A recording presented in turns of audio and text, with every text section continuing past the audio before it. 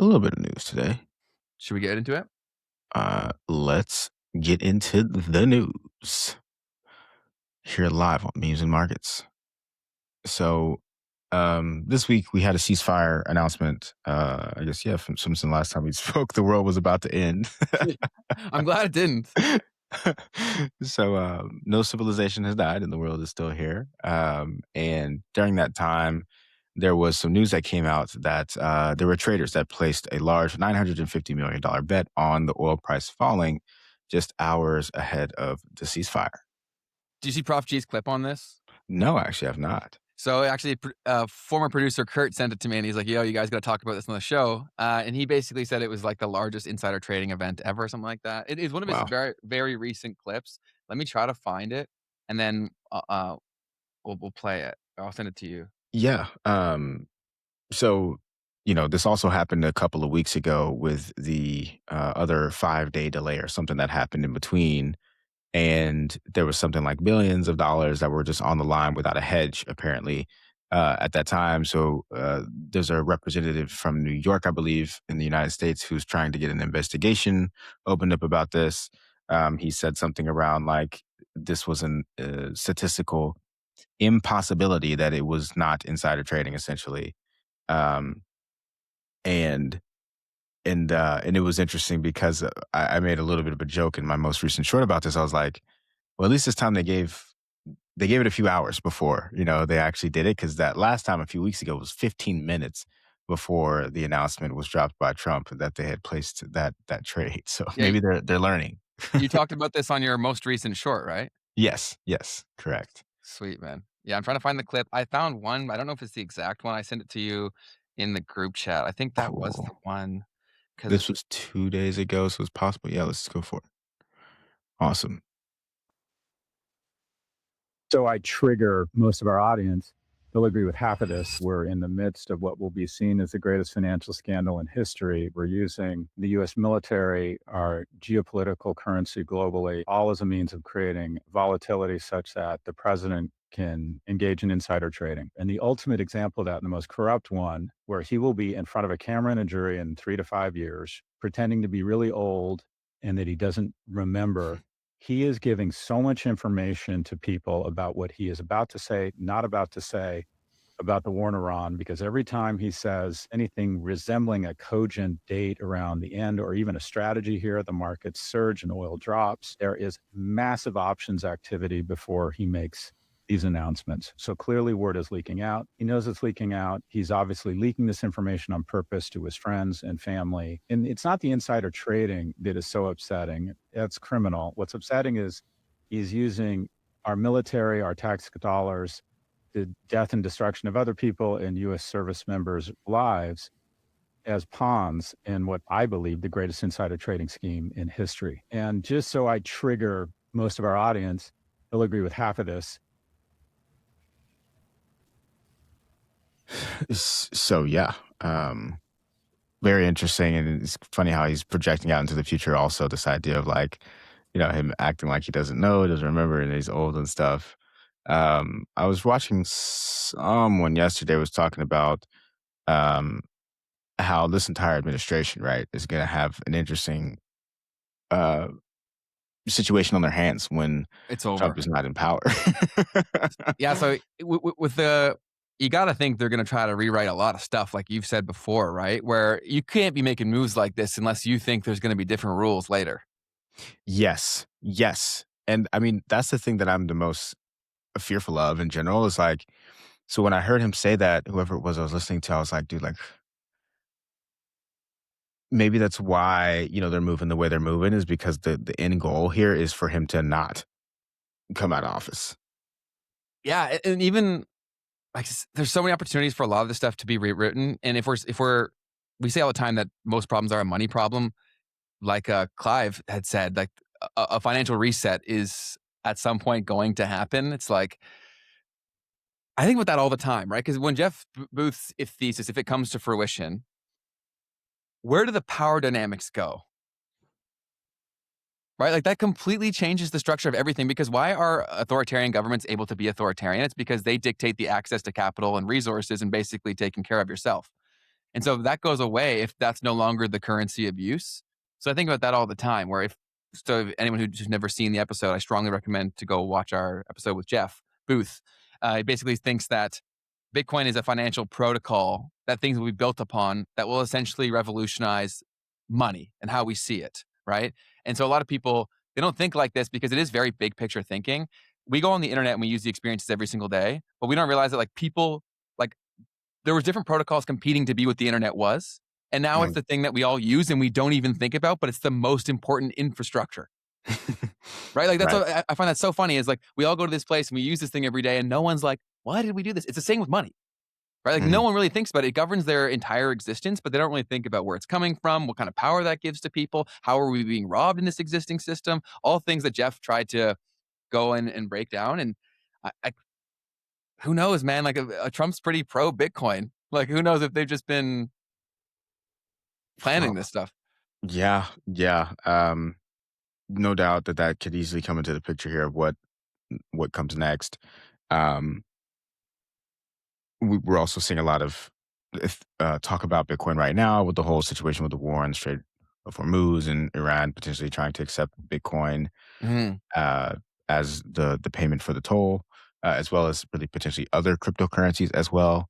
But so, anyways, definitely is going to continue to be a part of the geopolitical picture. And um, I mean, there's tons of conspiracies about Trump, being someone to usher in like, a new crypto standard of some sort. So, Well, there was even that was it Russian official where they said that this is exactly what oh they were yeah, trying to do?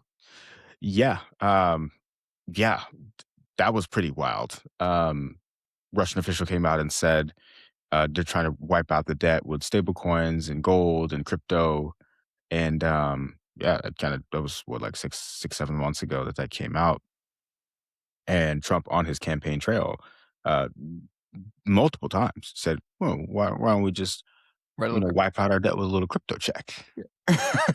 Yeah, that's the thing, man, right? Is that a lot of people who are like, "Oh, Trump would never do stuff like that because like he wouldn't win from it." It's like, well, if he's been positioning himself for this event that he could manufacture, he could win disproportionately compared to everyone else, right? So I think that's a little naive to think like, oh, he would never do this to like screw his own existing wealth. It's like there's a pretty high conviction play on crypto for them and their family.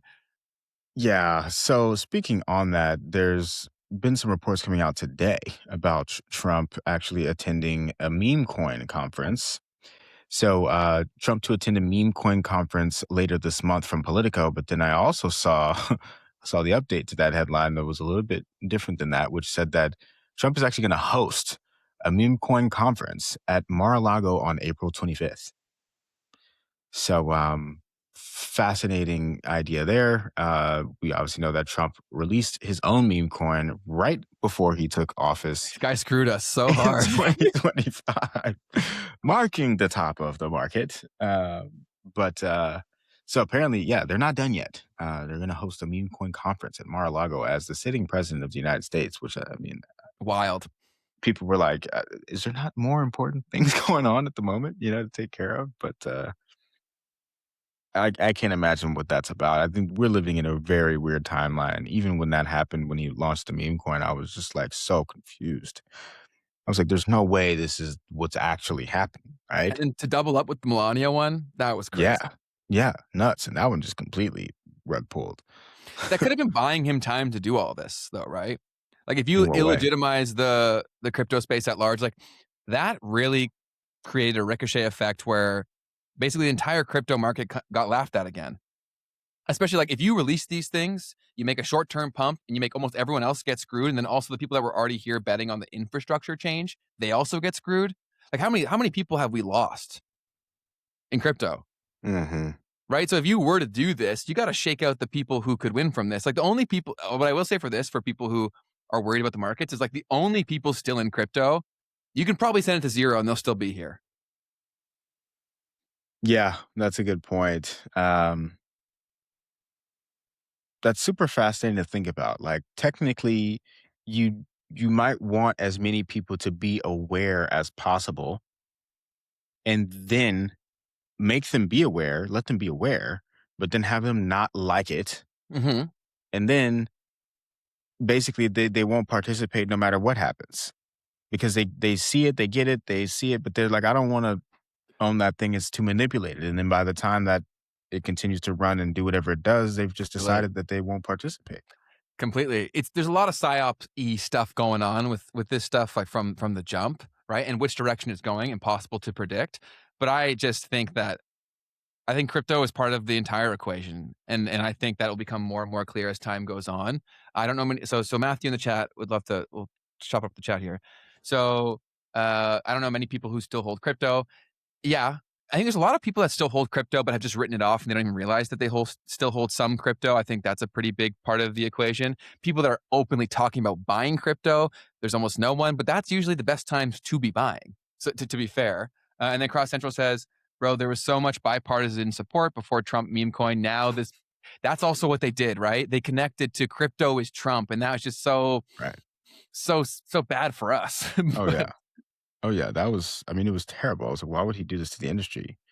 It was the only thing that was on my mind. I'm like, dude, like you are destroying us if this is what you're doing. Because I mean, yeah, there's just nothing worse that could possibly be done than the guy who's literally about to be the president launching a meme coin right before he gets in there. mhm. And then the whole thing was like, oh, well, now he can be taking donations from people. They're buying his coin. What is he doing? This is corruption. And then the SEC coming out a month later and saying, oh, meme coins aren't securities. It's just a bad look. But yeah, maybe there was some intention to that. I don't know. That's interesting to think about. And the connection to all this prediction market bullshit too. Like all the people that talk about the prediction markets, like they all are made in like a lab, man. Like people who are super pro, they're all like the same guy. They're like everybody that I see talk about it. It's a very funny phenomenon, and they always point to the same few things that are not the reasons why we dislike it.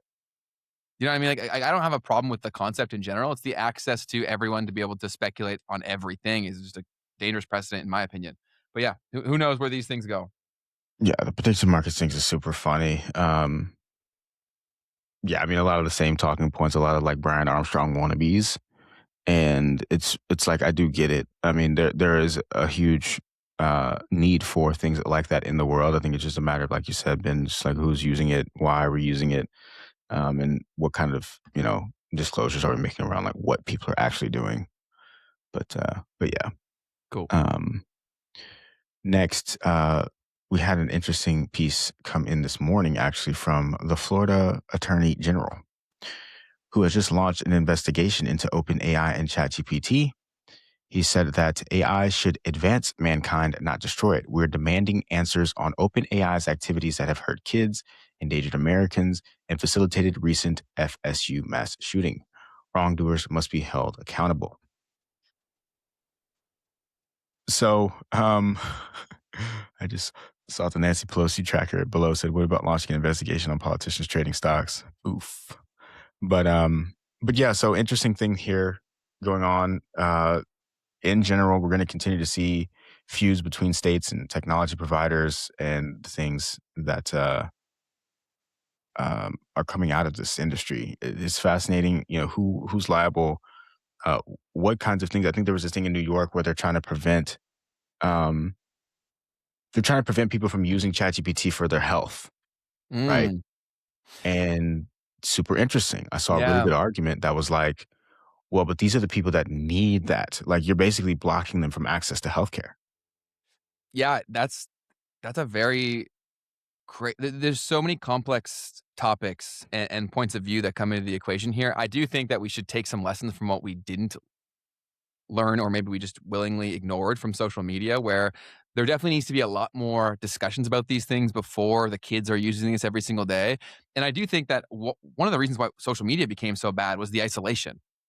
Mm, Right? Like, why, even if you saw something messed up when you were a kid and you were watching it in the family setting, your dad could explain to you the context that you could not possibly have as a 12-year-old, right? Whereas now, when these kids are using social media, they have none of that.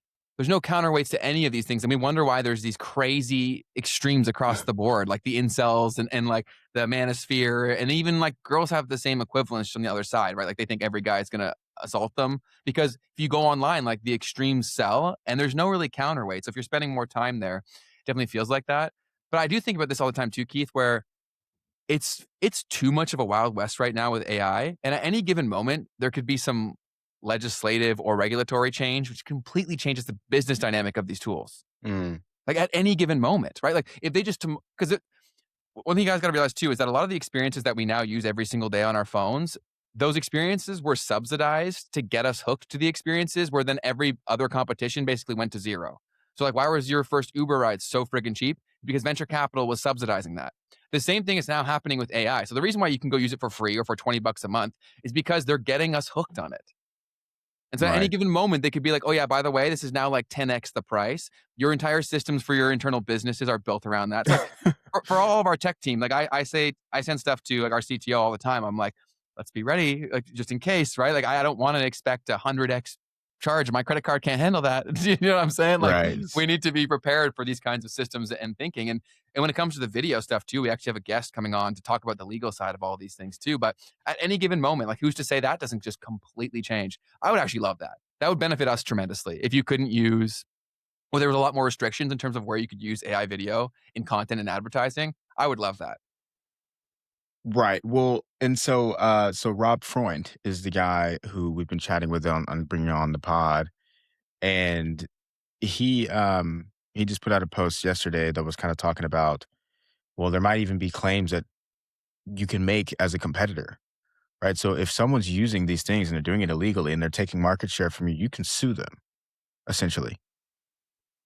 And so I think that that's something that could be very interesting too. There are so many people that are gonna get sued, bro. Like, so many. It is crime season right now, but I do think that people are making incredibly short-sighted decisions that will eventually later screw them, which is why for all the stuff that we're doing, I'm trying to think about every way where we can avoid those things, right? And so I think that people should really involve accountants and lawyers more frequently and not strictly rely on AI. But there's a lot of people who are just like, screw it, let's do it. So we'll see how that all goes. Yes. Speaking on law and litigation and what's happening with technology, we actually also just had today Meta removed ads for social media addiction litigation. So, what happened here was we talked about it on the pod a few weeks back, I think. Someone went to court with Meta and Google, I believe, got a huge payout, or not a massive payout, it was like $5 million for their kids getting addicted to social media. And so what's happened is a bunch of law firms have started to say, oh, well, if you're a victim of this, let us know, it's a typical game, let's get that money. They swarm. And so Morgan and Morgan and some of the other big ones were like running ads on Facebook. For And what? Facebook was saying, if you are injured by Got it. this, Got it. Got it. Got it. platform, let us know and we'll get a case filed for you. And so Meta's like, well, not here. You're not advertising that. Like, what are you talking about? You're not going to advertise to get people to sue us on our platform. Makes sense. Right. So that's something that happened today that came out that they started removing those ads. But yeah, just interesting thing going on in the background. Oh, it's massive. And Sorry. Yeah. Matthew said cheeky 5 mil. Yeah, nothing to these guys, but does set the precedent for now. There's just going to be a mass amount of people trying to pursue this. Like, even when I made the clip on it, there was those kinds of responses right away, being like, this is nothing. Like, Yeah. how do I get some of this money? Who gets Yeah. this money? Right? It happened right away. So there's going to be a lot of that, I'm sure. And that will probably have a trickle down effect into how AI is used. And even as someone who makes their living purely through social media, I saw what it did to people. And to be honest, like, although it made my living and gave me unlimited opportunities, it was for most people in society probably a net negative in the current standpoint. I think if rules are changed and the incentive structures are altered, it could be a massive net positive. But the people making these decisions are just incredibly ignorant. Mhm. That's the scariest part here, right? It's also why we have, like, so many of these rules need to be rewritten. It's because the people writing these rules, like, you couldn't possibly write a good rule because you're so out of touch. And there's so many variables that aren't considered. Yeah. Yeah. No doubt. I mean, it's crazy the scale of the problems. That's They, for sure. they are huge, but they're very complex, but they're only complex because we're going through the lens of, like, maximizing profits. These would all be pretty simple to solve if you weren't doing that. And I understand like the infrastructure is set in place where these people who run these platforms, they are publicly traded. They have so many employees and so many shareholders. But if there were like different platforms where you could do something differently, maybe the experience wouldn't be as addictive and people wouldn't spend their time there. But if they would, you could solve a lot of these problems. Hmm. Yeah, I mean, it's an interesting thought. It's an interesting thought, man. What's up? Where's your head going? I don't know. I'm not able to really think about it on the spot, but I'm just thinking about the incentives of like a public versus a private company. Like, okay, if you have any public company that serves this, any public company would pretty much push the entire market in that direction Hmm. because of, yes, now you need to serve the shareholders. Now you need to maximize profits, which might lead to things that might be somewhat unethical or whatever, such as getting people addicted to the platform. Well, as soon as they do that, they're taking away market share from the other companies, right? Whether they're public or not. And so that was kind of the thought that was in my head is like, if any of these companies are public, then technically you're competing against that type of incentive, which is to hook people to the platform. Yes, you have to. Hmm. Like people are like, ironically, they're Facebook is now getting sued for doing what they were always trying to do. Like that was Right. the business model, right? And so I Yeah. think that if they're losing this, I think that people need to wake up and realize that just like any sort of other substance, content is it can be an addictive substance, maybe even more than like anything else because there's not like this wow moment. It's a very much a numbing thing that robs you of your time and your identity and emotional state, right? And it's not like if you go do alcohol or like drugs, there's like a before and after. This is just becoming a constant thing. Like if someone is an alcoholic and they drink all day, that's like seen as a massive problem. But people who doom scroll all day, it's like no big deal. Yeah. It's Yeah. it is that addictive, and I would say it's maybe even more harmful in a lot of ways. Obviously, not for your body, but for your mind and your spirit. It totally is because people are hijacking it 24/7. So I think if you were to build in safeguards in terms of like, because like as someone who's been working in this for a very long time, we talk about it in the background of like, if you had this, you had this, you had this, you had this, a lot of those problems go away because the incentive structures aren't there to reward bad behavior. Hmm. You know what I'm saying? And so Hmm. if you enacted like laws tomorrow where like, hey, you needed the few things that we've discussed, like one I'll give off the top is like a bias detector, right? Like a counterweight. If you had that, like that has to be natively in there. Like one thing that I used to love about Nintendo was when I used to play their games with like the Wii or whatever, it'd be like, you've been playing for a while, like you should probably go outside. Really? Yeah. That's crazy. That's Yeah. crazy. So I think there should have to be things like that. It's like seriously, right? And So and you also need to touch grass. for real. And a lot of it is because a lot of this just comes from a lack of information, right? Because these things that we're now operating with in our normal life are things that are so abnormal and the human mind is not equipped to deal with. Right. So whenever I talk to these people, I know their path to where they came to better than they do. Right. Because Mm, I know what they've seen by how mm, they talk. Right. So like mm. they're and like the human mind cannot do this unless you do this professionally. You can't conceive that somebody else's experience is like that drift different from yours based on what you've consumed. Right. So Mm. everyone is coming to every point of conversation with like the most absurd amount of confirmation bias. And they don't realize that the confirmation bias came from the incentive structure where people were getting paid to be more and more extreme. Yeah, I saw something this morning that triggered this thought in me. It was something about like the war or whatever, and someone said something that was very just like, "This is what it is, and if you think anything different, then you're being psyoped." And I was just like, "Where did you get that idea from? Like, where did your That, perspective come from?" that's everywhere, right? Because what I hate about the internet is that you can't have a nuance-based conversation because if you confuse people, you lose people, right? Mhm, And so the lack of friction to access the next piece of content was really the erosion of society.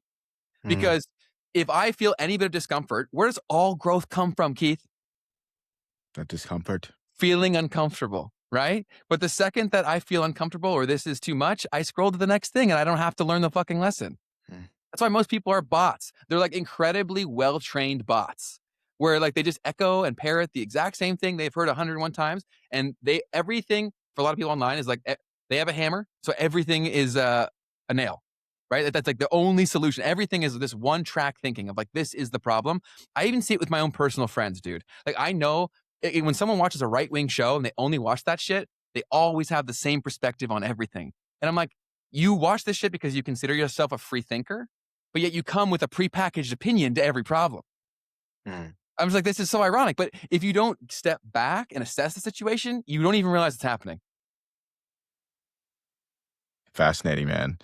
The one thing that I guess creating has definitely helped me to see it more because I don't know, like I mean, I'm also just actively looking for ideas and things. Mhm. And so I'll notice when I create something and I'm like, okay, well, this is influenced by this. Or I'll Always. start to realize like linking back, like, okay, this was the things that kind of incentivized or that played a role in me thinking about these things in this way. And But yeah. groupthink is very powerful, right? Typically, these people that watch these shows, like on either side, anything extreme, they typically only have those conversations in the spaces where they feel it's safe to do so because they know people see it the same way they do. Hmm. So then it gets further confirmation where it's not just online anymore, it's also coming to the in real life Mm. because people don't want to have the hard conversations because the social cost of debate is just so absurdly high now, which is so destructive to society. It's Yeah. horrible. And it's also done deliberately. If they overwhelm you where you can't have an opinion, otherwise you're going to be labeled some sort of something bad, you can't really talk. Yeah, the obvious analogy is what we've been seeing and what people have been talking about with the administration in the United States, where the United States just like fired a couple of army generals in the middle of the war, right? And some people were speculating, saying, "Well, obviously they just disagreed." It's like as soon as you take out like the two dissenting opinions that you might have had, right now you have no eyes on the other side of what you could have been thinking about. Totally. And so social media is doing that right at scale, and bringing that potentially into the real life as well, where you're not even considering the other side of the argument or of the perspective of what's going on, and at that point, you've completely lost the ability to improve upon your ideas or iterate upon them. So well said, Keith. The thing is that everyone sees themselves as the good guy, and everybody, they did this on purpose, guys. They attach things that you can't argue to a bunch of other things that are kind of stupid. But this thing is so powerful and it means the most to you as an individual. So you have to fight for this because fighting for this is attached to everything else that is dumb. They do this on both sides, right? So Mm, basically, like the left is like the more empathetic person who's like,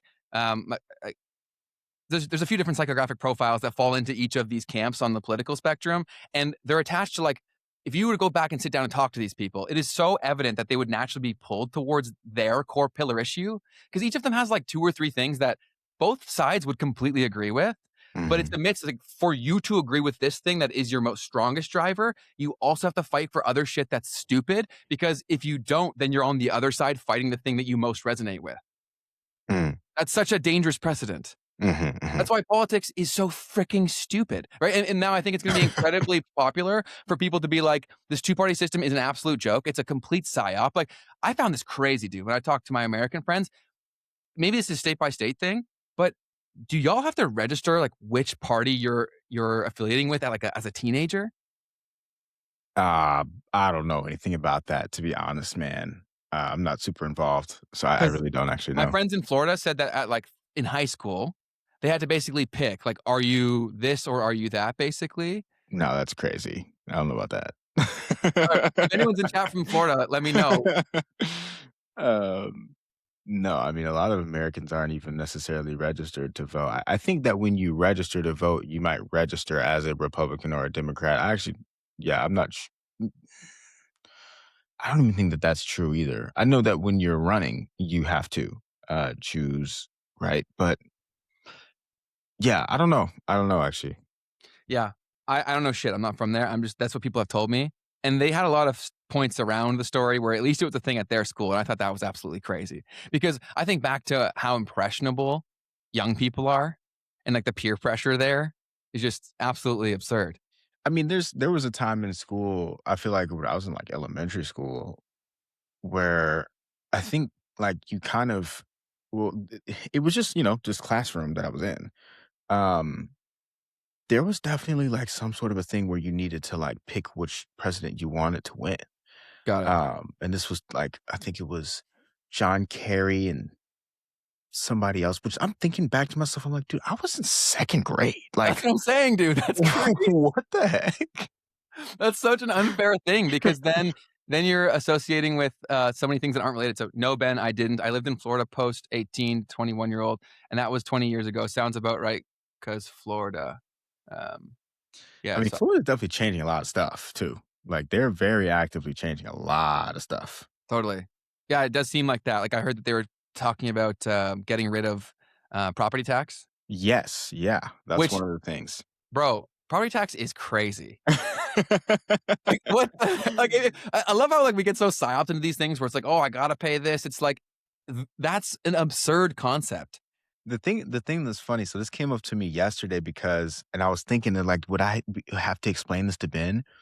So, in America, you have 3 types of police forces, essentially. You have your state police, you have your, county police, and then you have your city police. Mhm. And so, when you pay property taxes, you're paying, I'm pretty sure, your county. I'm pretty sure. And so with that being the case, like I was just thinking back to because it was a sheriff that passed me in the parking lot. And I was like, dude, like, what is a sheriff? Like, what is that Yeah. exactly? Because like it's kind of a weird thing that like these guys kind of like they're like the big bad guys and like you don't want to mess with the sheriff.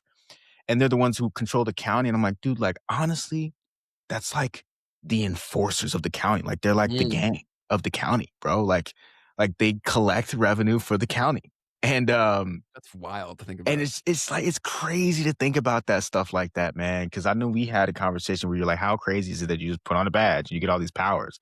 Because I was thinking about, I'm like, there's all these different police forces. So like, what determines which one of them has like what power exactly? Do they all have the same power as police people, or like how does that work exactly? It also, as the crazy thing about we're talking about incentive structures is as the economic problem gets more and more severe, the incentive for cops to be corrupt just keeps climbing because they can't afford the life that they need, especially with the risk they're taking on. Like there was this massive story in Canada where these cops were like working directly with organized crime, like directly. And that happens all the It time. does. I mean, bro, the thing that's crazy is like this was actually playing in my head over the past couple of weeks. I'm like going Mad Max in my head about the war. And I'm like thinking about like what would happen if like things were like actually that bad. Mhm. And the thing that came to my head is like, well, the police would low key run because they would have all the tools and the like the muscle power to Yeah, run the streets. You know what I'm saying? Like they would be able to control all traffic, all goods and service. Like they would run stuff. totally. So Yes. it's an interesting thought. So BAPN says, "Y'all funny, LOL, they execute warrants." I think they're referring to, like, our Oh, police the discussion, and yeah, sheriff, yeah, okay, got it. I think, yeah.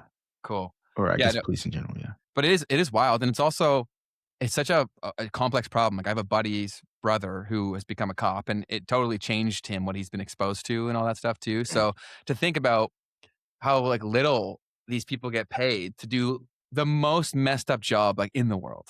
Facts though. Yeah, man. Yeah, man. Unless you're like a high ranking cop, man, you're You're not making that much money, and you're seeing crazy shit that you can't unsee.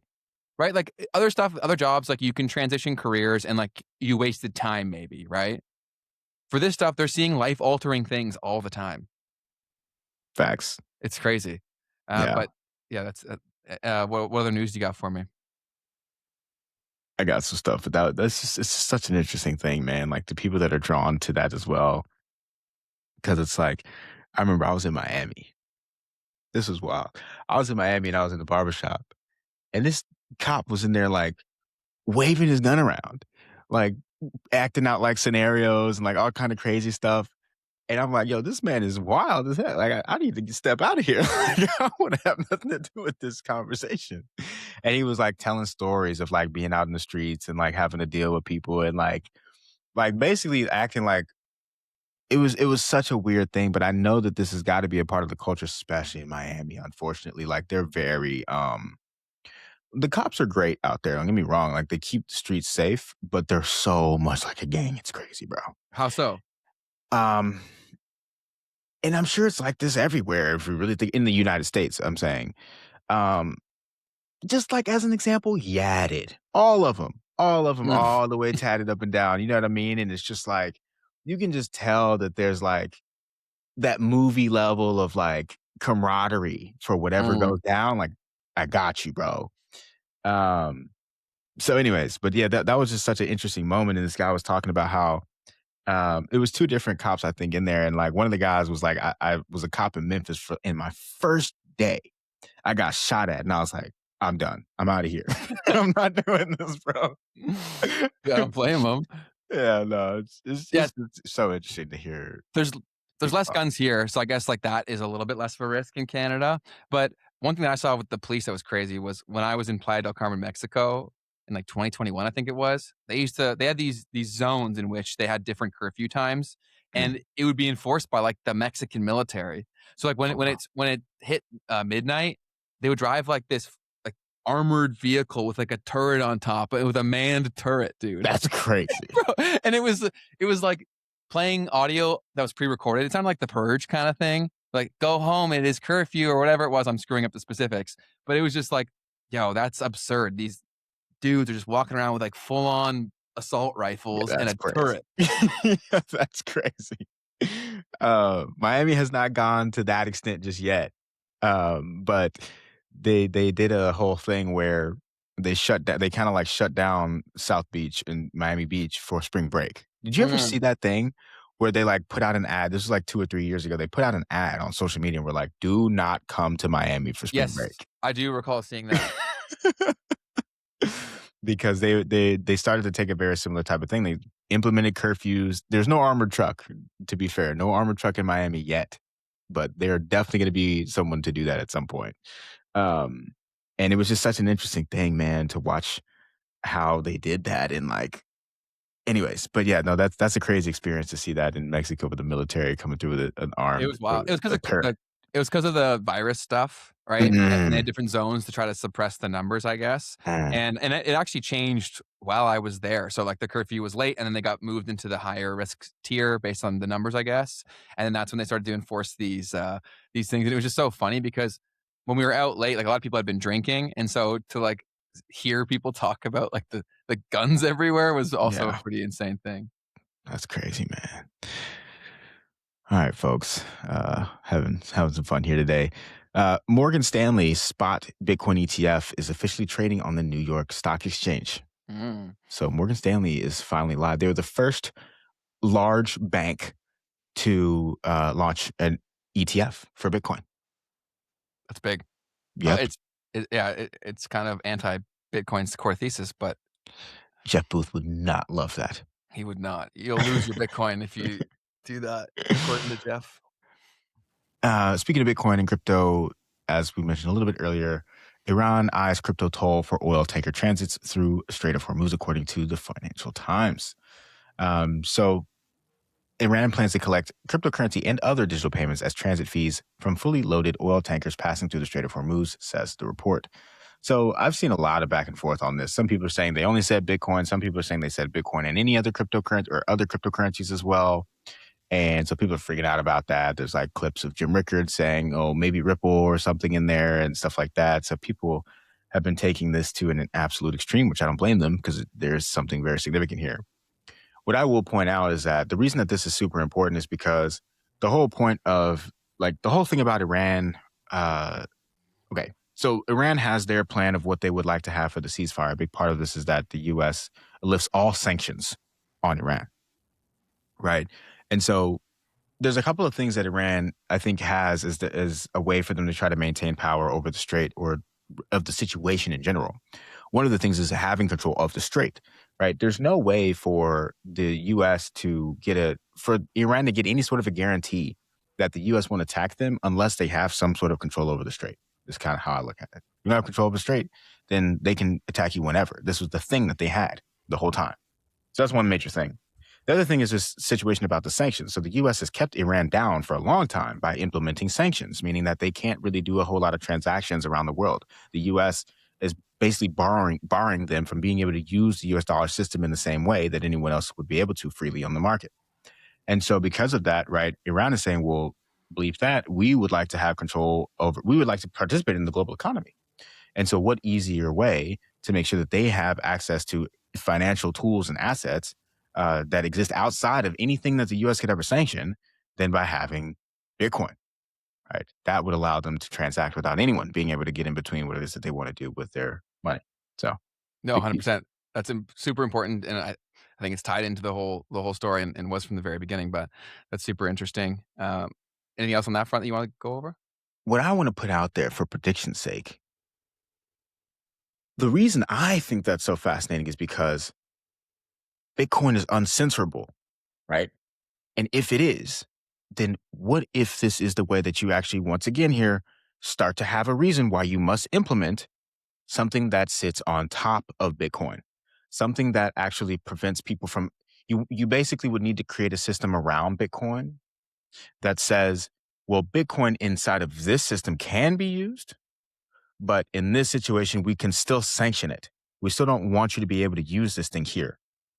And if that were an internet level protocol, then that would stop them from being able to use it that way. And this is something that we've seen being developed by the Bank for International Settlements as an example.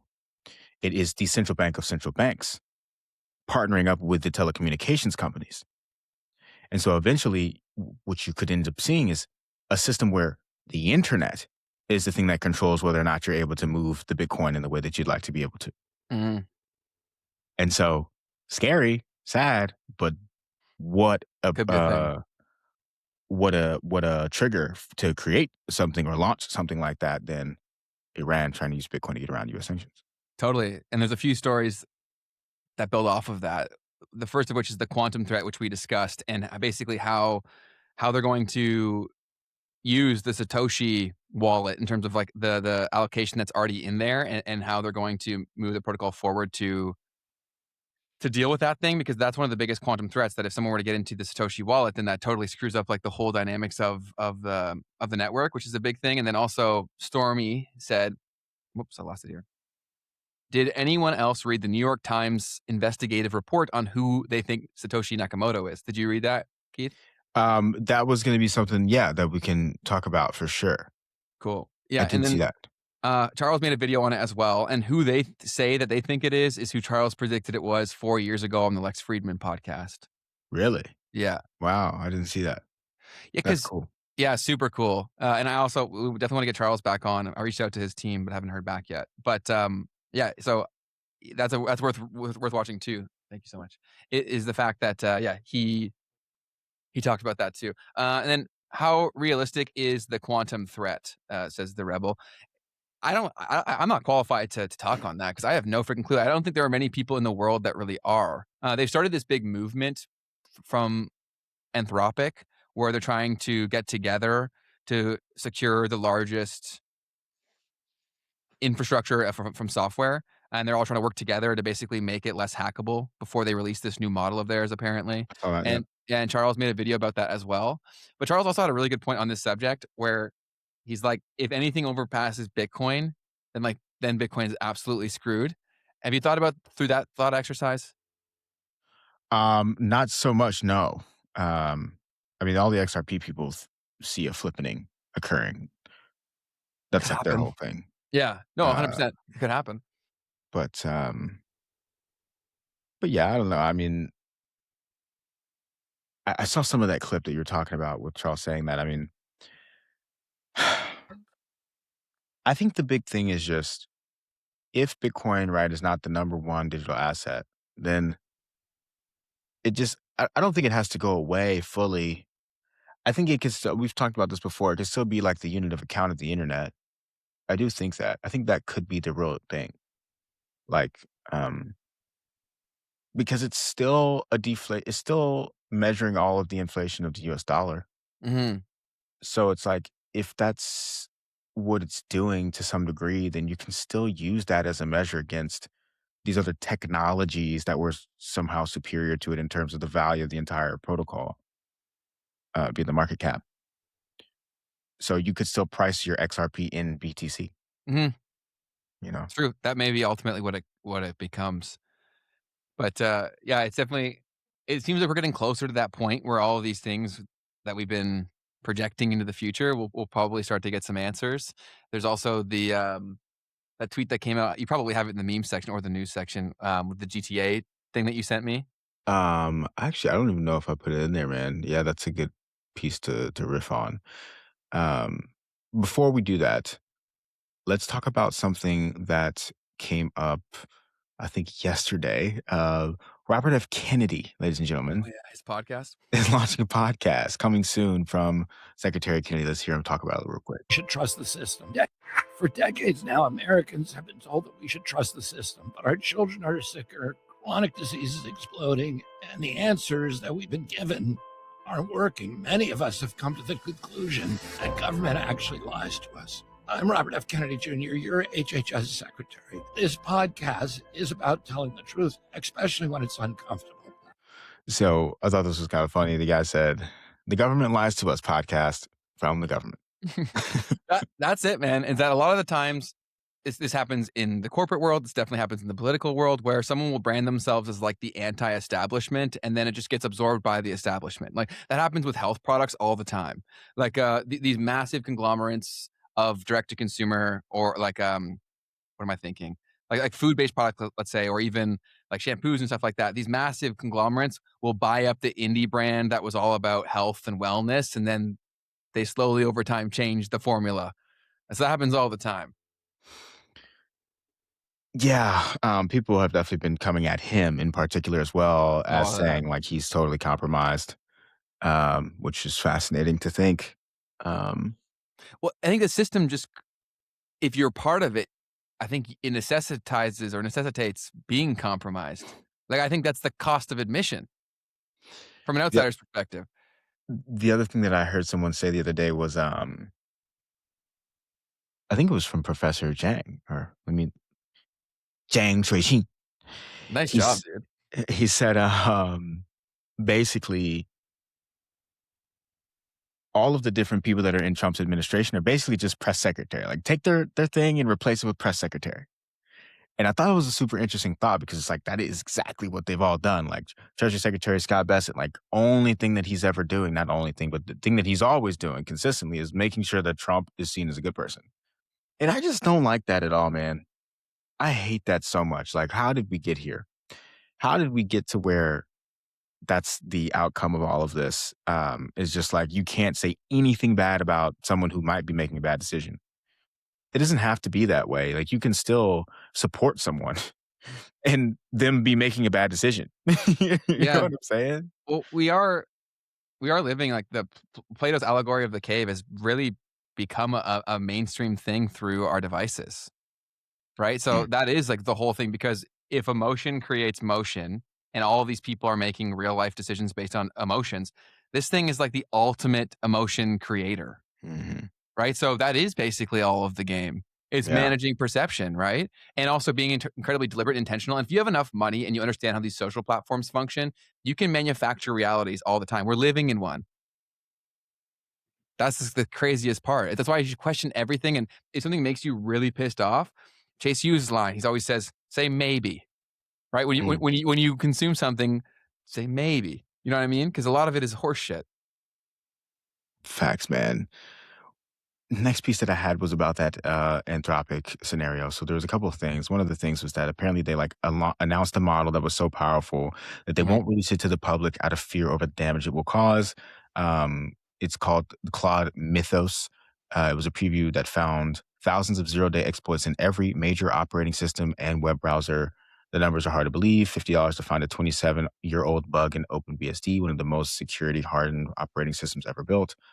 Under $1,000 to find and build a fully working remote code execution exploit in free BSD that grants unauthenticated root access from anywhere on the internet, and so on and so forth. These are the kind of findings that previously required elite security researchers working for weeks. mhm. Anthropic engineers with no formal security training asked Mythos to find exploits overnight. They woke up to working code the next morning. So what happened basically after that was Anthropic announced this thing called Glasswing, Project Glasswing, which Ben, you were just talking about. And this is an urgent initiative to help secure the world's most critical infrastructure powered by the newest frontier model, Claude Mythos Preview, which can find software vulnerabilities better than all, better than all but the most skilled humans. And so essentially, this is a coalition of a bunch of very large companies in the space that are coming together to try and work on these issues. So you've got Amazon, Apple, Broadcom, Cisco, CrowdStrike, Google, JP Morgan, Linux, Microsoft, NVIDIA, and Palo Alto in this particular piece here. So anyways, huge coalition coming together, trying to secure critical software for the AI era. Mm. And Charles was saying that they should do something similar within the crypto specific industry. Gotcha. Yeah. So he's trying to band the troops together to try to do something similar. I don't know how his responses were, but one thing that's also so funny about crypto in general, and I guess it's not the same as these things where like a lot of people who like let's say the Charles example where they hate Cardano because they hate Charles. It's like Charles really isn't. He's not like Sam Altman where he's like the sole decision maker. Mhm. It's a very different situation. Like it's a protocol of technology stacked upon each other where the leader doesn't have that. Like obviously he has sway socially, especially, but it's so different than a company. And I think a lot of people, even in crypto, they don't fully grasp that. I think so much of this stuff is just confusion. You've got at this point, I hate to put it this way, but a lot of people that are participating that have no idea what they're actually participating in. Almost everyone, Keith. And we're all like, there's people who know way more than we do. I'm not saying I'm Right. this all-knowing being whatsoever, but I've asked a lot more questions than I think most people have. And I also don't assume that I understand things when I consume it. Right? Like a lot of people, they get fed one thing that aligns with their version of reality that was curated for them, and then they're like, boom, I understand it. And they start yelling at people who are exploring different things. Or like we get shit on all the time from these people who are like so fucking ignorant. I'm like, dude, you're so stupid, bro. I would love to talk to you face to face because you would look like an idiot. Yeah. I wouldn't do that because I try to be nice. But like, you don't know what you're talking about. Why are you screaming it? Yeah, for sure. For sure. It's so fascinating where all of this has continued to evolve. Because once again, at the beginning, which I wasn't there, but it was only like these like super well thinking cryptographer types of people, right? And now it's come all the way back around to where some people want to know about that stuff or want to know this ethos of that and want to get the whole point of this whole thing. Why don't we play the Cypherpunk manifesto that Jeff told us to watch? Yes. I mean, it's definitely not super short. It's not that long. I think I found a video of it that was only like a few minutes. Let me try to find it. Yeah, it's not that long. You're right. The Cyberpunk manifesto. Here's one. Hopefully this voice isn't super cringe, but I'll send it to you. Cool. And then we can play it at like 1.25 for all of our brain rotted peeps out there, myself included. Sounds good. Sounds good. So let's see this one. And then I got a backup one for you too, if that one's weird. Just give it a shot. Boom, sent you two. So we'll try the first one. It has more views, so hopefully that's... A Cypherpunk's Manifesto, written by Eric Hughes on March 9th, 1993. Privacy is necessary for an open society in the electronic age. Privacy is not secrecy. A private matter is something one doesn't want the whole world to know, but a secret matter is something one doesn't want anybody to know. Privacy is the power to selectively reveal oneself to the world. If two parties have some sort of dealings, then each has a memory of their interaction. Each party can speak about their own memory of this. How could anyone prevent it? One could pass laws against it, but the freedom of speech, even more than privacy, is fundamental to an open society. We seek not to restrict any speech at all. If many parties speak together in the same forum, each can speak to all the others and aggregate together knowledge about individuals and other parties. The power of electronic communication has enabled such groupspeak, and it will not go away merely because we might want it to. Since we desire privacy, we must ensure that each party to a transaction have knowledge only of that which is directly necessary for that transaction. Since any information can be spoken of, we must ensure that we reveal as little as possible. The background music's crazy. Personal identity is not salient. When I purchase a magazine at a store and hand cash to the clerk, there is no need to know who I am. When I ask my electronic mail provider to send and receive messages, my provider need not know to who I'm speaking, or what I am saying, or what others are saying to me. My provider only need know how to get the message there and how much I owe them in fees. When my identity is revealed by the underlying mechanism of the transaction, I have no privacy. I cannot here selectively reveal myself. I must always reveal myself. Therefore, privacy in an open society requires anonymous transaction systems. Until now, cash has been the primary such system. An anonymous transaction system is not a secret transaction system. An anonymous system empowers individuals to reveal their identity when desired and only when desired. This is the essence of privacy. Privacy in an open society also requires cryptography. If I say something, I want it heard only by those for whom I intended. You want to call it there? Available to the world. Cool. And then, yeah, well, I recommend going to read that full thing. But basically, Jeff had mentioned that. I've since read it. And so I recommend reading it. It's not that long of a read. Like that whole video was like 6 minutes. I would have watched the whole thing if the background music wasn't absolutely absurd. But anything on that, Keith? No. I mean, at the end of the day, yeah, this is kind of like the original piece of what this stuff really was all about back in the day. And so this is from 1993 as well, right? It was written then, yeah. Yeah. So I would say it was interesting hearing some of the opening lines. It also very much reminded me of the conversation that we've had with Fami over at Midnight. Yes, that's exactly where my head went too. And I think that sentiment is just so in the shitters right now with crypto that no one's excited about anything. But I do think that if we see some positive movement or even negative things happening, that may usher in some awareness for what they're trying to do. Mm-hmm. Very much so. Moving forward, we had some talk about GTA. You mentioned a little bit earlier. Yeah, Grand Theft Auto. Yeah. Huge, massive game from Rockstar. And this guy named Banks, who is a FaZe. So he was part of the FaZe clan that was massive earlier on in the social media era. They were, I believe their primary thing was gaming. They also all lived together in one content house. They kind of were one of the first people to do that in a serious way. They built FaZe into something very big. I believe they IPO'd it. Things did not go well. I believe he bought it back, and I think now it's worth a lot less. But either way, he's very in internet culture, crypto culture. These guys were very big in NFTs as well. 100%. For some context. So let's hear what he was saying about GTA. Grand Theft Auto, how much money have they spent on it? It's like crazy money. Like hundreds of millions, if not billions on the game they spent, right? Over the course of the last decade. They've been building this game for a decade. Would it surprise you guys for Grand Theft Auto to release and launch their own marketplace where you can buy goods, shop, trade these items amongst each other? Would that surprise you at all? And you live in the probably world? how it's going to work, right? Would it surprise you if you could physically buy a house in Grand Theft Auto with money? You take money, V-Bucks. And it could go up in value? Yes, and it's tradable. CSGO, why CSGO skins have real world value, why there are skins in CSGO that are worth quite literally millions of dollars. That's what the market says that they're worth, is because I can own it and trade it to you freely. Mm-hmm. So that establishes a market, and it's all about demand versus the supply, right? You have a rich prince in India who plays CSGO every day. Money's nothing to him. He'll go buy the rarest skin in the game for $1 million like it's nothing, and we'll run around with it.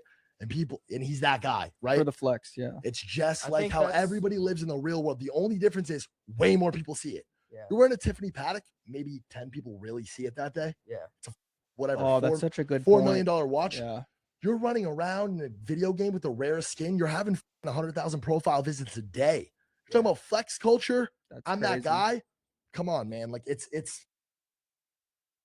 I said stuff like this a while ago. I got clowned on so hard. Yeah, on TikTok, somebody was coming at you. Yeah, 100%. But I think that's just the reality of the situation. Like stuff like that will happen. Of course, a lot of people have bad taste in their mouths for both the Nelk Boys and him for their affiliation to like NFTs, meme coins, etc. But I think for how long they've been working on this game, I'm sure it's going to be unlike anything we've ever seen before. And so I also think it will do a lot for the NFT ecosystem because, like, let's say people are hanging out in their houses that they own and whatnot, like digital art. If you like, let's say GTA were to connect with these blockchains, like let's say OpenSea or whatever, and you had to prove that you own something, then the only way you could put that artwork in your home would be by proving ownership, right, through an NFT. And so I think that will be part of the equation. I think there'll be full-on in-game ecosystems where literally people are making full-time livings. Like I said that a while ago, but yeah.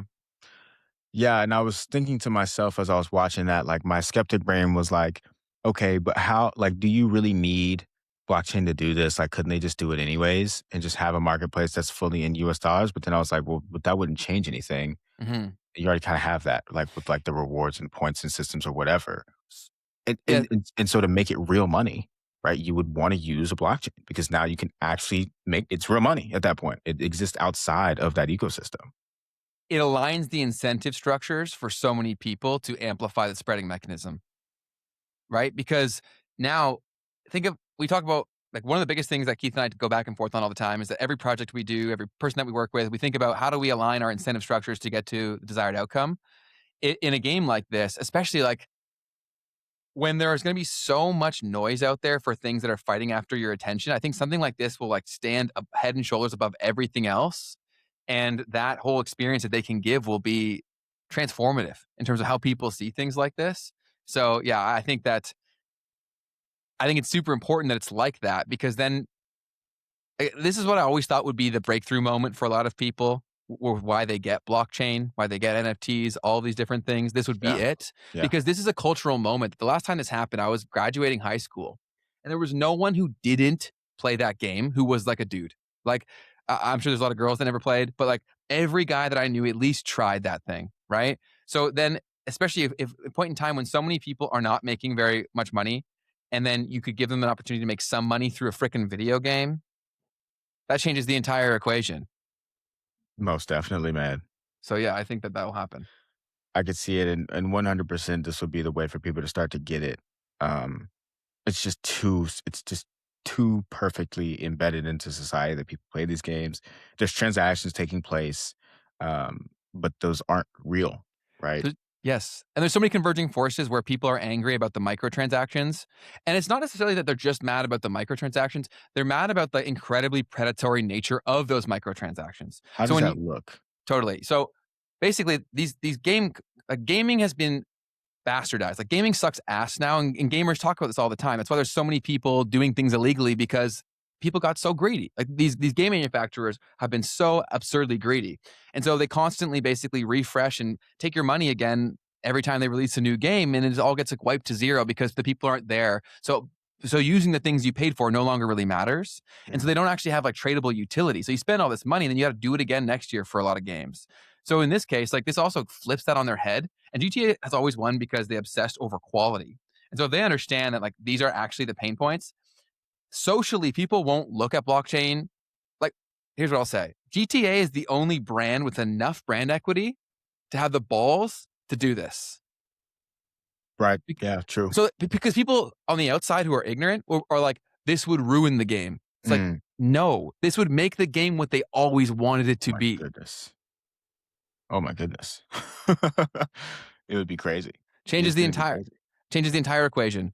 And I still don't think that people can grasp this stuff, because the concept of digital scarcity is still something very difficult for people to grasp.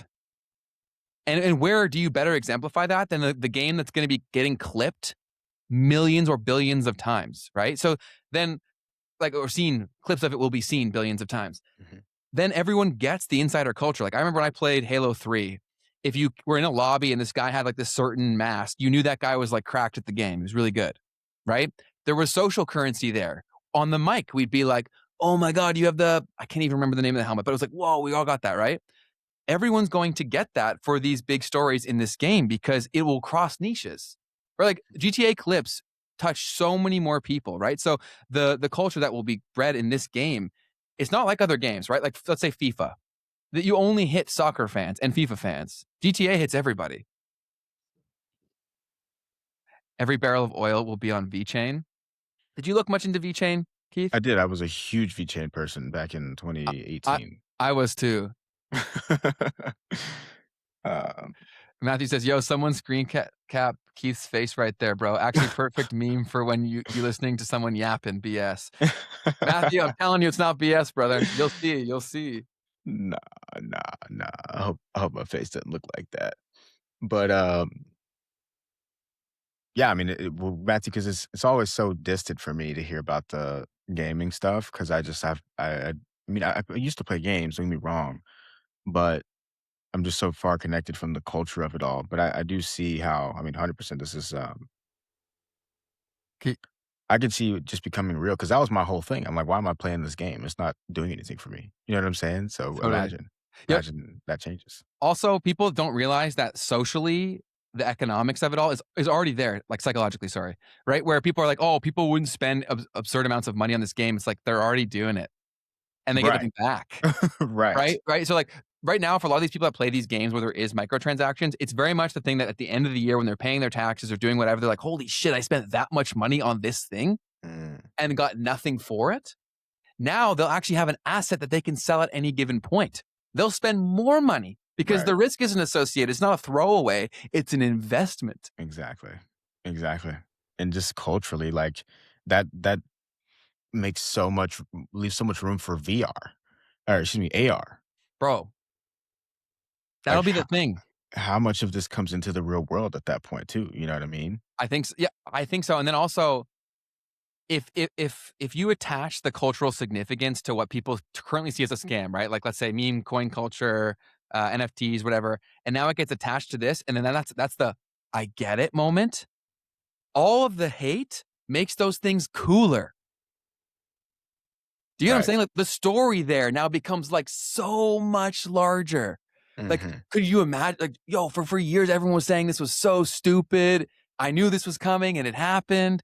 This like it's a totally different story.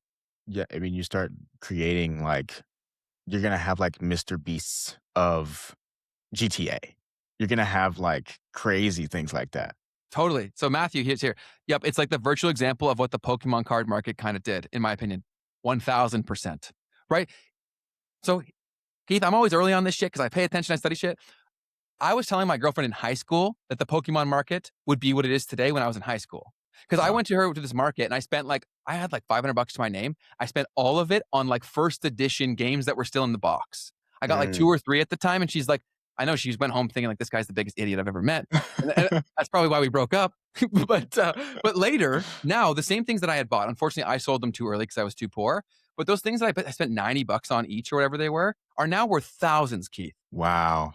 Thousands of That's dollars. crazy, man. Yes. That's And crazy. I knew that would happen because the social thing of like, why do people want art? It's not because they want the art. Like, listen to whatever bullshit you want. It's because they want the people who want that art to know that they have it. Right. That's it, dude. Yeah. So that was the other thing that was coming to my head around the GTA thing. It's just like wearables.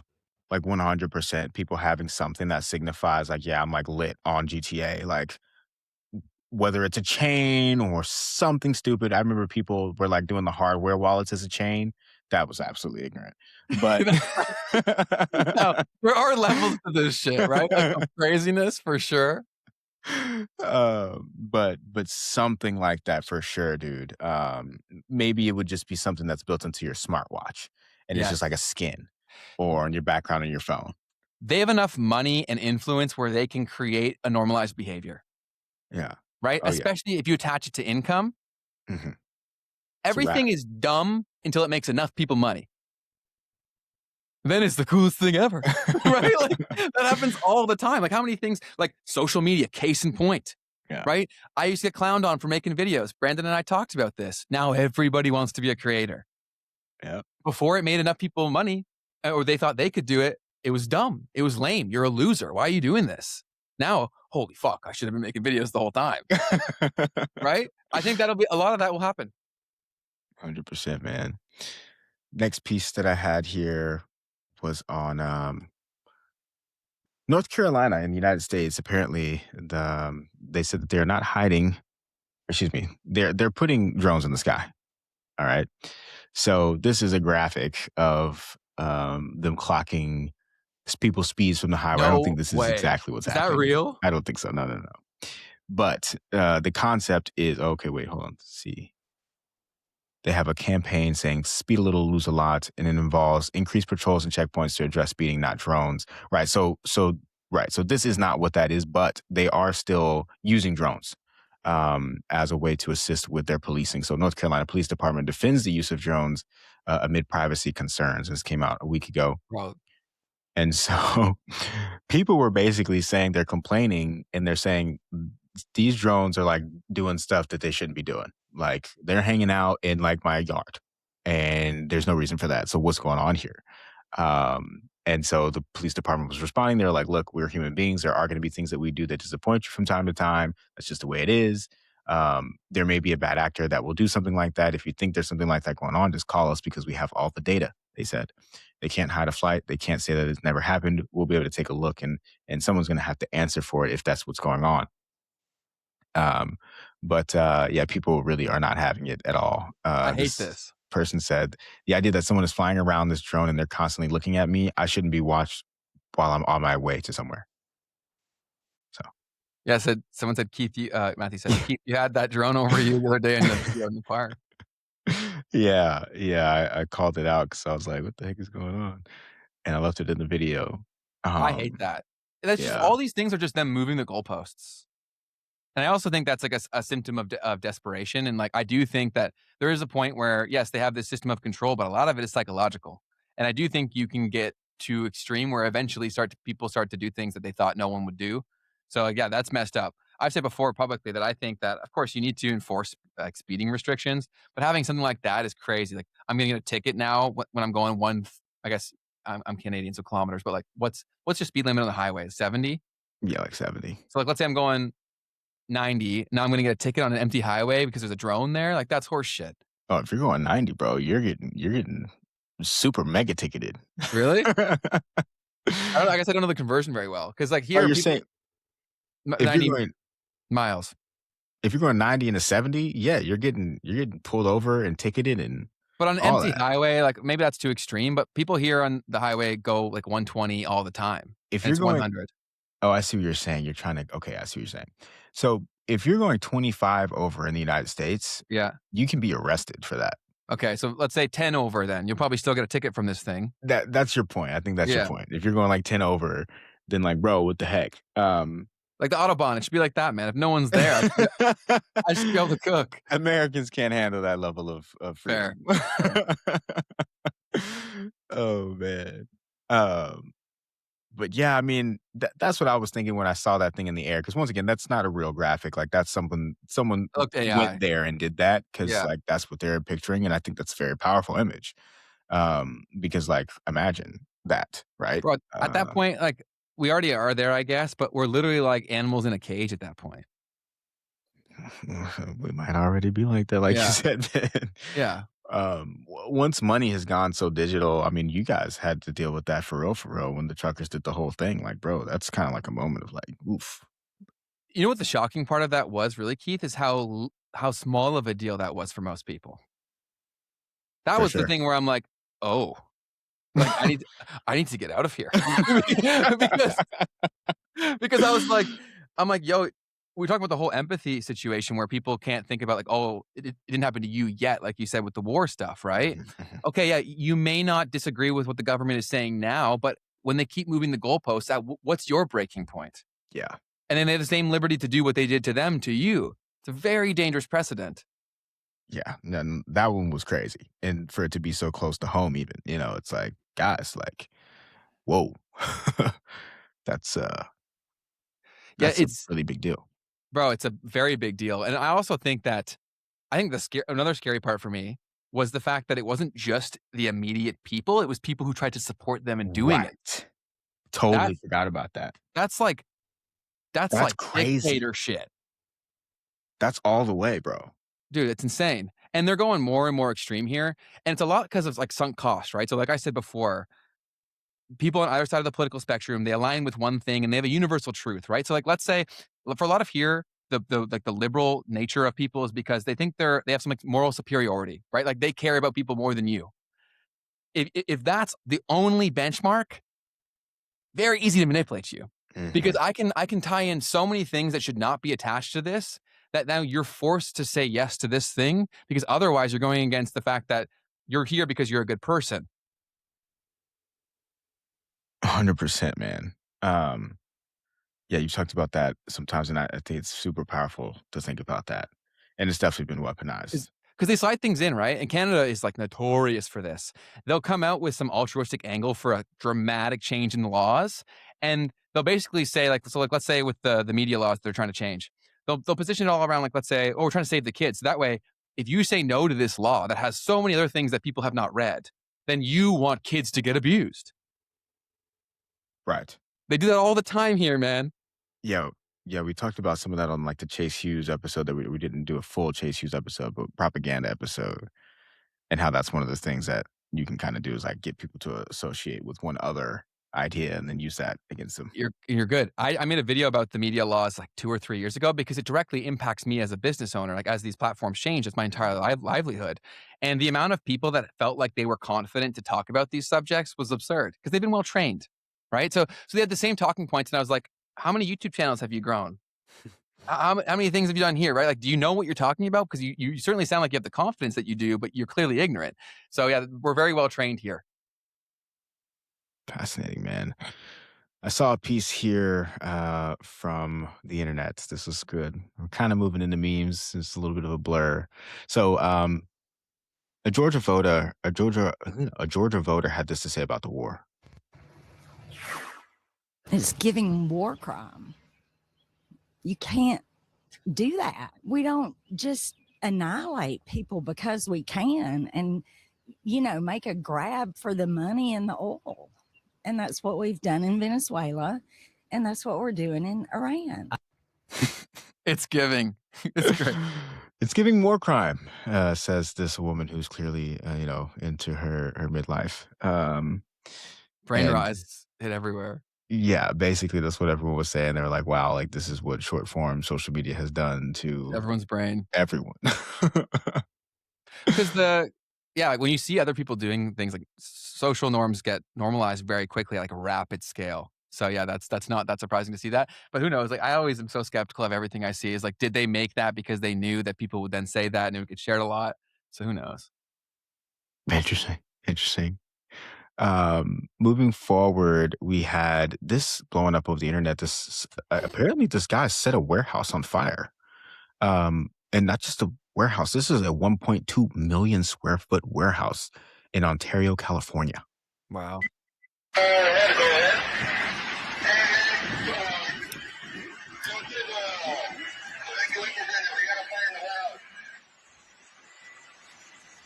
Bro, that's terrifying. And so this is Kimberly Clark, a Kimberly Clark warehouse, one of the larger manufacturers. And this guy said he'll never have to worry about food, housing, or bills ever again. So the whole point, by the way, was he was saying in this video, he's like, you should have paid us more. So he's like basically saying, these aren't livable wages. Like, what are we doing? I'm setting this thing on fire. There goes your merchandise, he said in the video.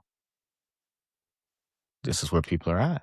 If they don't put money in people's pockets fairly soon, there'll be more of that. Crazy. So that comment was saying, well, we won't have to worry about housing because he'll be in jail. But crazy to think. I mean, especially like if this guy has a family, right? Like I don't know, but I imagine if you're that upset, it's probably why. You know what I mean? Because you're trying to take care of your family or something, but now this guy's set a warehouse on fire. It's not going to help you out too much. But yeah, man, just crazy stuff. I actually saw a tweet that was a joke, but it was actually completely disconnected from this. But I was like, well, this is actually exactly what's happening, right? And it's a joke. This guy said, Sean Johnson said, I'm about 2 to 3 failed job applications from joining Hamas. Crazy joke, as obviously that's not like a good joke, right? But to an extent, it once again is encapsulating this idea of a feeling where people are at. Yeah, and also because I think the defeating thing is that like a lot of people who are mad about the situation, they're yelling at the wrong things. But like even if you do get to what I think are the right things, you still feel somewhat powerless in a lot of ways. And so then what else do you do besides like a lot of these things that people are feeling is their only option? And I'm definitely not advocating anything like that. But if you just study like the course of history, like these kinds of things start to happen when people are feeling like this. Correct, guys. Don't join Hamas. No, but or set a warehouse on fire. But yeah, man. So very, very crazy stuff happening there. Another piece that I saw. You see the comment? I was just saying because someone was like, "I'm the Debbie Downer today. Where the hell's Carl?" Because normally he plays that role. That's hilarious, bro. So another random story that I saw was really interesting, actually. A U.S. Army veteran was just charged with leaking classified information to a journalist. So this has actually come up this week or so because there was like a leak that happened about like the Air Force thing that happened where like a pilot was downed and like someone leaked that. And then Trump was like, whoever leaked this, basically he said to the press, if you don't tell me who leaked this information, then I'm going to put you in jail. Which, by the way, so I technically studied some of this stuff in school. Like, that's terrible. to try to like a big part of journalism is keeping anonymity of your sources, Mhm. right? Like in a case like this where someone would get hurt, your responsibility, your job as a journalist is to make sure that no one gets hurt because of what you've published, right? And so if Trump is saying, I'm going to throw you in jail if you don't tell me who leaked this information, then you're really playing around with the freedom of press. Okay. Now, this was actually something totally separate, but in general, this is a conversation that's being had in society right now. It's like, can you attack the press in that way and tell them that you're going to throw them in jail if they don't give you a source? Like, that's really, really, really bad for freedom of speech. So anyways, but this was a different story, and it was very, very interesting. This person, so this is an Army veteran, Courtney Williams, 40, out of North Carolina, is being indicted on charges related to her alleged transmission of classified national defense information to individuals not authorized to receive it, including a journalist. And so I kept reading this because like, okay, this is kind of interesting. Between 2022 and 2025, Williams repeatedly communicated by phone and text message with a journalist who was seeking information for an article and a book about the unit that she was in. And so the name of this book by a man named Seth Harp, who we would love to have on the podcast, he said he wrote a book published last year titled The Fort Bragg Cartel, Drug Trafficking and Murder in the Special Forces.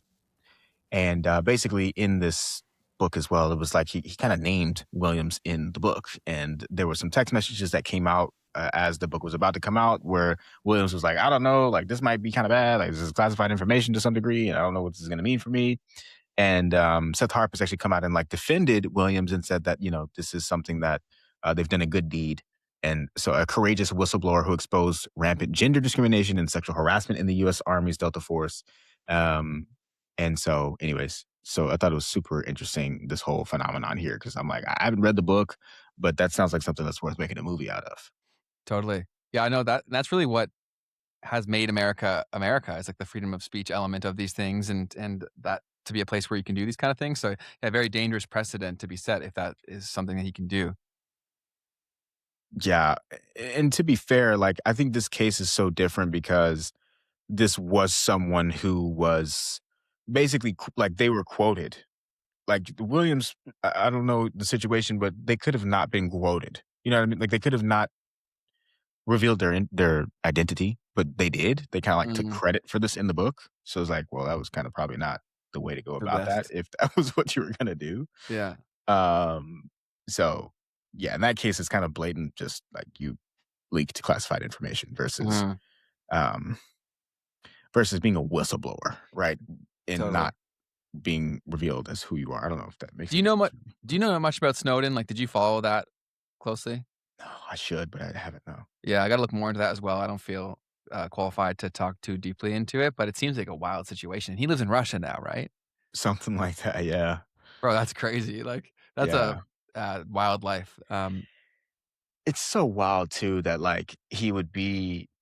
You know what, man? Like, come on, man.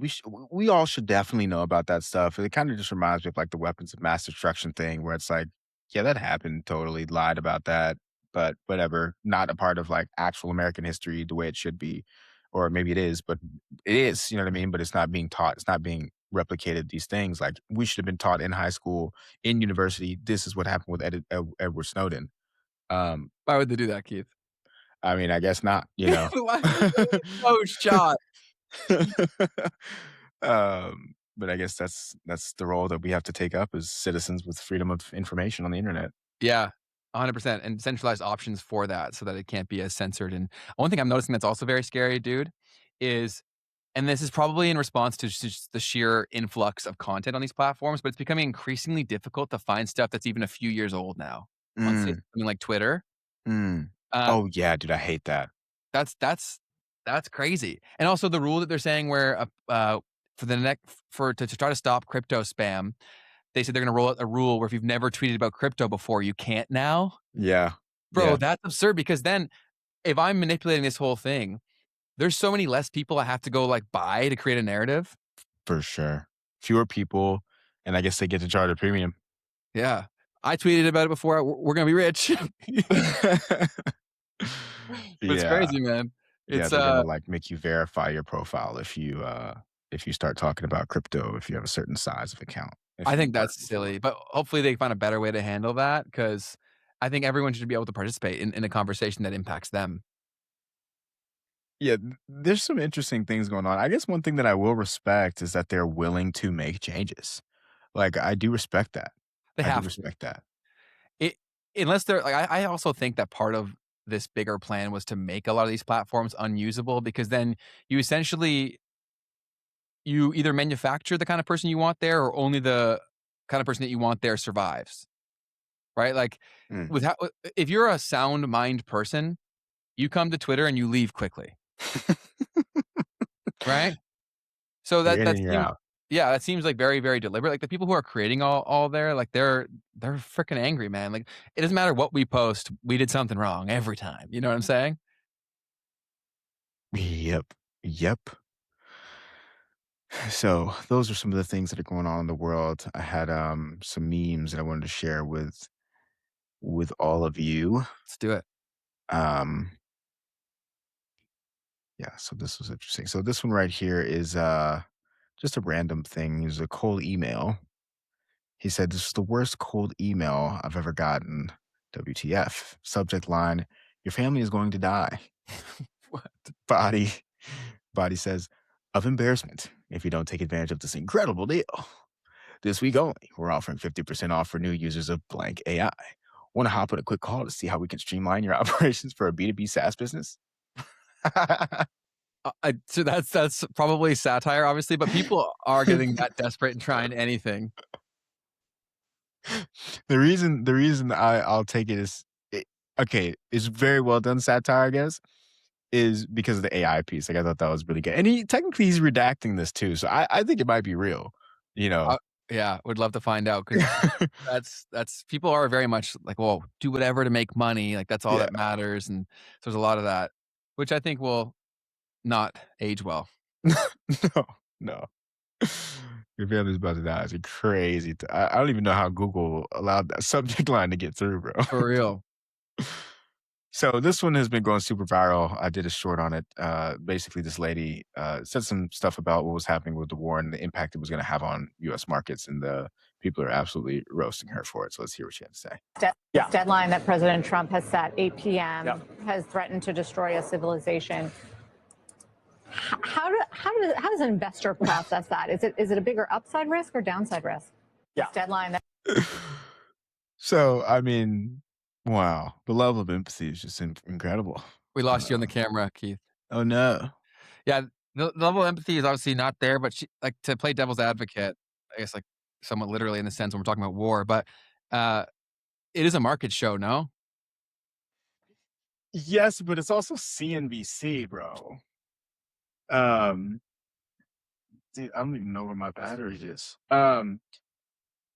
It is a market show. And yeah, she's trying to get, her job is to figure out what's going on in the markets. Mm. It's definitely taken a little bit out of context, which makes for great short form Oh, yeah. for me. No, I totally get the fact that is an absurd thing to say. Just trying to provide some context in terms of, like, yeah, it's definitely not good. Yeah, no, I mean, it's more, I guess, just kind of funny than anything, but just this idea that this is also just like the real timeline, like this is actually what's happening in the world. Is someone said that at all? It's ridiculous. And it also further illustrates how, like, a lot of people just purely worship money. No doubt, man. Because that's the thing too. I mean, someone commented on the video. They're like, "Well, this might say more about us than them." Like, we're their audience. These are the questions that are being asked. Wow, that's I not many people would think about it like that, but that's very true. Yeah, that was a really cool comment. So, so there was that piece. Next piece we have Asipa sent a pretty cool one. I thought this was really good. Sweet. So apparently, Bitcoin is going to be used in the Strait of Hormuz, right? Iran is accepting Bitcoin. And so this one right here was, this is the ships in the Strait of Hormuz while they wait 45 minutes for the Bitcoin transaction to go through. That's great. All my XRP people are loving that one. Because, yeah, I mean, that's a real possibility. And no one can speed it up, really. That's just how long it might take. Another piece here that I saw, I figured out that this was a year old, but I still thought it was absolutely hilarious. So this is apparently somewhere in Australia, and this happened very random. A big dog, mate. Beg your pardon, you fuckwit. Go fuck yourself. What do you expect, mate? You're walking a fucking llama.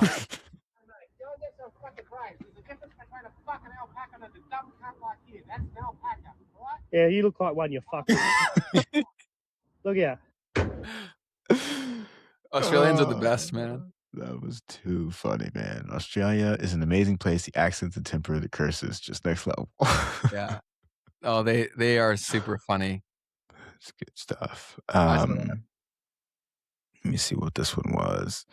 And then this was just interesting. It's kind of more real than anything. It's like human logic is this guy digging up minerals that get used to make chips. Chips make computer make game where you hit block. Exactly. So anyways, more real than anything else. Facts. So those are my memes for the day. Only other thing I got is talking some community. Yeah, let's do it. So this week we had an episode with Sai Katara. And that was awesome. Mm-hmm. Huge shout out to him and for Ari for helping put that together. That, yeah, 100%. And it's still not on Spotify yet because we've still been having issues with it. But as soon as I'm able to get it on Spotify, I will. Oof. Cross Central couldn't make it live today, but caught up afterwards. Appreciate you fellas. Great stream as always. Thank you, Cross Central, for pulling up. It's Layla Hour said, I don't comment often, but just wanted to say how grateful I am of you two bringing on great guests and sharing knowledge and ideas out into the world. Thank you. We appreciate you tremendously. Thank you. Well, thank you, Layla. Lawrence, yes, he said it. Again, actually you don't can't know. rip it out. So I think it's here to stay. I think it's being used. It's a little Wild West right now for how it's a story value. It basically makes a statement like, okay, once it starts to get in, you can't rip it out. So what did he say? I think talking about the fact that crypto is a thing. Yes, he said rip. Yeah, I don't know exactly. Not totally sure. But Lawrence, if you're here, let us know the context there. Yeah, we appreciate you. Shorts giving me life. I have no idea what that one's about either. But anyways, really cool episode. Good time. Appreciate you all for pulling up. What else has happened lately? Anything that you saw lately in the community? Not really. We're getting the Clips channel a lot more active. I'm putting more and more time into that. So definitely, if you're not following us on the different platforms, it's a great way to support us as well. Because as we've talked about on the show so many times, we're gonna have to pull people into our ecosystem through more approachable means, like the Clips channels. Like, so Lawrence clarified. He meant Rip by Ripple. Like the Clips channels, us on Instagram. Keith is crushing it with the short form content over there. And like in an ideal world, we wouldn't even have to do that stuff, but it's the top of funnel for the show, right? So if you guys want to show us some love, that's like another great way that you can support us. Like all the free things, they matter so much. And yeah, that's pretty much it, man. We're very close to on Spotify. Like I think, what are we, like 2 away from it? I haven't even looked. You might even... Yeah, we must be super close by now. It was 3 away when last time I looked. So we're at 100. Wow. We did it, guys. Okay. All right. Some good music coming at you. We are at 100 reviews on Spotify. If you haven't, get us past that 100. Yeah, still do it. We like to obliterate our goals around here. Yeah. There is a link in the description. Give one of these a quick little listen, and then Spotify will allow you to leave us a review. And so far, every single review that we've gotten, Ben, I guess, was at 5 stars. And we appreciate that tremendously. That matters a lot. Yeah, that's huge. We're fighting the juggernauts of media with a show that's this long. Like this is the pinnacle of media. And like we can talk. I think I'm cool to talk about this. I didn't sign anything. So I had A16Z as a client for my agency. And I was working with them and they were like, this was before they've launched all this new media stuff. And they were like freaking out. They're like, this is the whole future. This is like everything. And so if a firm with that much leverage and that much money is like going all in on this stuff, it's because of what's there, right? And so that's the kind of things that we're competing against. So when you guys take the extra few seconds, you're supporting like a small team versus like people who have unlimited money. Like the people we're competing with have unlimited money. Unlimited. I don't know if you guys watch football at all, but that was a reference from that Russell Wilson. But that's why this stuff matters so much, is because when it is based on user feedback, doing those things gives us an advantage when other people have like unlimited money to throw dollars at guests, throw dollars at getting like content out there. And when I saw A16Z going all in on this shit, I was like, oh, okay, it's going down. And so that's why we're here working so hard on this stuff. Fantastic, man. Yeah. Support us, guys. We support you supporting us. Totally. Oh, obviously we're hella biased, but I want to take on the people who won last time because I think we can do it like in the last sector of business, right? Like there's always these evolutions of things that people saw earlier. And I think that our community will be a big part of that. And we're really thinking about, like, we want to foster a community of like go-getters. And so what I mean by that is that we don't want what we call in the background, we're calling like they people, where they're always blaming everything else. Of course, we can look at what's there and objectively say like this is a problem, but I'm obsessed with people who want to solve the problems rather than point at it and talk about the problem all day. Okay, I'd rather get closer to a solution. And I know that a lot of you guys that are watching this, you're going to go on to build amazing things. And we want to do everything we can to give you the resources to help you and do that. And we've been working on some cool stuff in the background that will make all of that hopefully easier. And we can help you along that journey as well. Did I miss anything, Keith? No, man. That's right on. Cool. Right on. Sweet. Because like a lot of times, another thing that like the public didn't understand is that people don't want to pay for anything, but our dollars are our votes in a lot of way, right? Like because your time is your energy, and energy from the time that you've spent gives you the resource that you have in terms of money. So your attention and your money where you put it matters a lot. And so if you don't align with people, and if that's not us, then don't give us your time and attention. But if it is, it does matter. That's basically what I'm trying to say. Love it, man. Cool. Yep.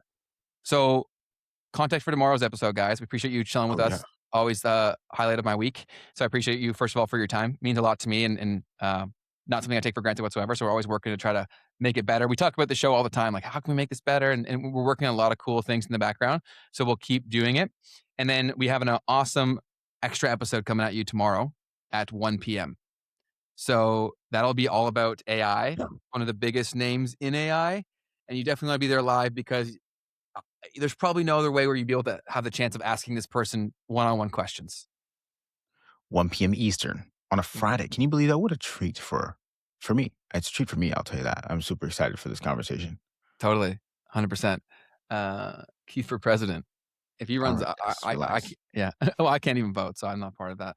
But yeah, appreciate all you tuning in, and thank you, RD, obviously always holding it down in the chat. We appreciate you tremendously, and then also to show love for our producer in the background, Asipa. Appreciate you tremendously, and we appreciate all of you guys chilling with us. So if you've yet to do so, turn on notifications, turn them all on, so that way you get notified when we go live tomorrow at 1 p.m. Eastern to talk AI and the future of what it means for all of us. I'm hopeful that we can leave you guys with some optimism for the future that we're headed into, and maybe be a jump off point where you start to use the tools to change your life because they can. Let's go. Let's get it. Let's get it. Anything else that you want, Keith? Make today the best day of your life, folks.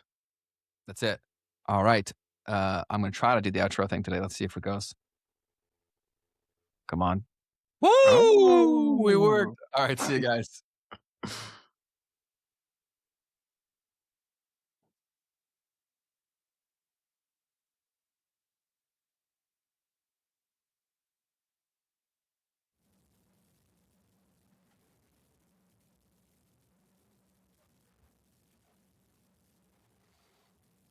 Hey, you made it to the end of the clip. That means you're probably enjoying this. And if so, just know that you can catch us live every Tuesday and Thursday at 12 p.m. Eastern. And if you want to see the full version of this episode, you can click the link in the description down below. Otherwise, YouTube thinks that you will enjoy this next.